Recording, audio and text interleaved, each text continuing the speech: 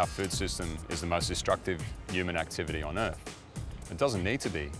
And to me, the solution is where we live. We need to harvest the water that we already waste. We need to harvest the nutrients that we waste and create a food system that's a closed loop. And living, breathing buildings that are ecosystems, to me, just makes so much sense. Joost has been on the show plenty of times. He's spent the last few decades bringing no-waste design and food systems to the mainstream. 8 years ago, we caught up with him at his zero-waste restaurant. I'd love to put a farm on top of an office tower in Melbourne. That's my goal. I actually want to show how much food we can grow with the waste that the restaurant generates. So I want to have a restaurant, a farm, a composter, and you know, use things like olive pips to generate energy and have a completely enclosed loop with a supermarket at the base so people can buy the produce that we've grown. Anyway, I'm working on it. It's a dream. Be good, wouldn't it? It'll happen. I'll make it happen. And now he's basically done it. This is the greenhouse on the banks of the Yarra at Melbourne's iconic Federation Square. The three-storey house is just 87 square metres, which is about a quarter of the average Australian home. But it has a big ambition: to demonstrate a productive, sustainable and no-waste future. It's a house that functions like an ecosystem packed with life. The people living in it also happen to be a couple of Australia's most talented, innovative chefs. The house is bursting with produce grown on site, and they're serving it all up with some serious creativity. Welcome to the future food system. Our food system is the most destructive human activity on Earth. It doesn't need to be. And to me, the solution is where we live. We need to harvest the water that we already waste. We need to harvest the nutrients that we waste and create a food system that's a closed loop. And living, breathing buildings that are ecosystems, to me, just makes so much sense. Welcome. Here we are. Look at this place. Come in, mate. Come in. Most people have a welcome mat, and you've got this wall of mushrooms as a focus point. What's going on here? Well, it's kind of utilising waste that every person already creates. So it's capturing the water from the hot water service, which normally goes down the drain. Plus also the steam from the shower is pumped into the mushroom. It's pretty amazing. Oh, so this is a mush room. Yes. Every house should have a mushroom, a bathroom and a bedroom. That's so good. Now check this one out. This is actually really cool. It's an Australian native mushroom and we call it snowflake, but a friend found it on a bushwalk in Emerald and he's grabbed a little bit of the mycelium and started growing it. This one's lion's mane.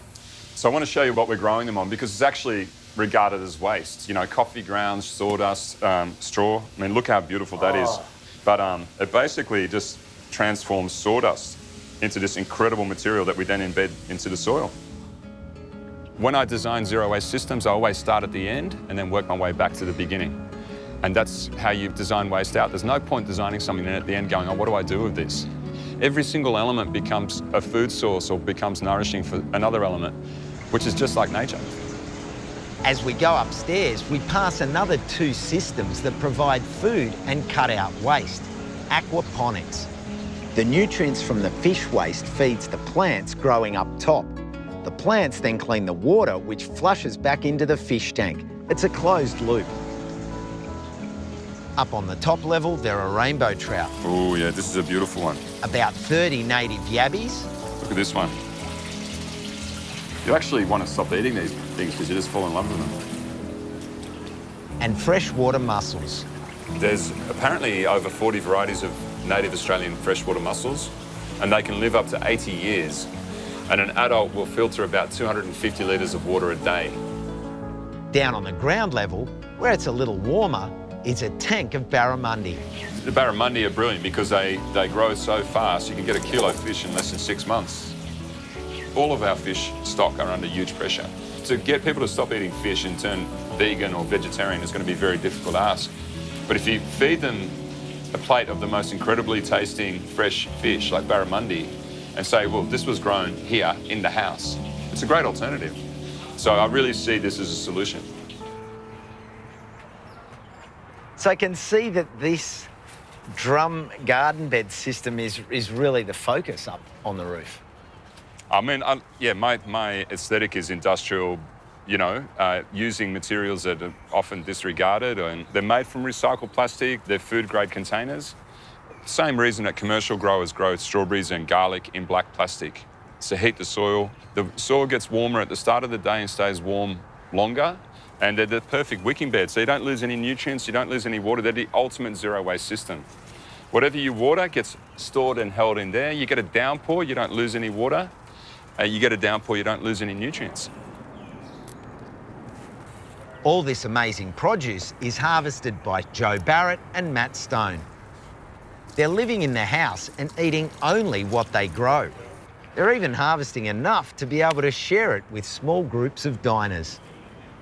What have you found surprising about living here and cooking and eating only what you grow? I thought it was going to be quite a lot more demanding, but it's actually a lot easier than going to the supermarket and trying to decide what to cook for tea. We just go out the back and then the garden's actually guiding what we're cooking.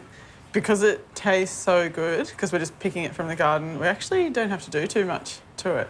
And people love the idea of eating things that we're cutting to order and so fresh and just full of flavour. When you cut a salad as you eat it, it never tastes better. Like, it's not been refrigerated, it's not been trucked around, it's not been handled by, a heap of different people in the supermarket and then put on the shelf and then moved around and someone else has picked it up and put it down. You pick and eat. And that's how, all animals in the wild eat. They don't eat the dead stuff on the ground, they eat from a live tree or a branch or a berry. So we're kind of mimicking that, and it makes our job really simple because it's really delicious. So what sort of other ingredients have challenged you? We've been growing crickets that are eating all of our vegetable scraps. They're a really important food source globally around the world. In Australia, we don't really look at it as something that is a common food, but we've made it into kind of a common food. So we've made a cricket bowl, which is pretty fun. Surprisingly, crickets are delicious. But we've made it with sprouted chickpeas that we've grown in the garden, dried and sprouted, so they're really nutrient dense and really yummy. Herbs and veggies from the garden and about 10% cricket through the mix and fried it. So it's great protein source. Yeah, and it's not serving it for shock value, it's serving it for nutrient and flavour value. So falafel is something that is quite common and we eat a lot. So by sort of putting an ingredient that's kind of exotic to us here in Australia into something that's familiar, it breaks down those barriers and makes it much more desirable for people to get into.